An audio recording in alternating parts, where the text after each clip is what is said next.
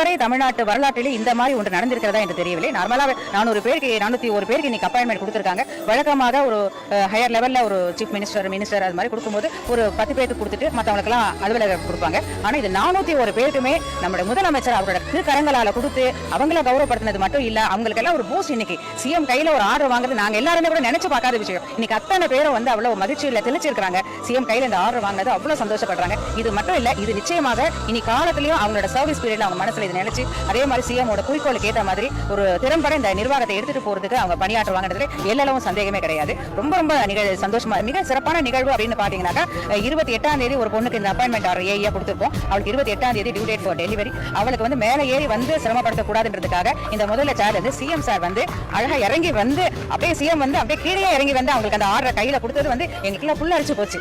இப்படி ஒரு மனித நேயமா அப்படின்றது ரொம்ப ரொம்ப சந்தோஷமா இருக்கு. இந்த அளவுக்கு மக்களுக்கு வந்து ஒரு சிறப்பு கொடுத்து அந்த ஒரு கனிவோட அவர் பாக்குறது வந்து உண்மையிலே இது ஒரு பெரிய வரலாற்று நிகழ்வா தான் நாங்க எல்லாமே பாக்குறோம்.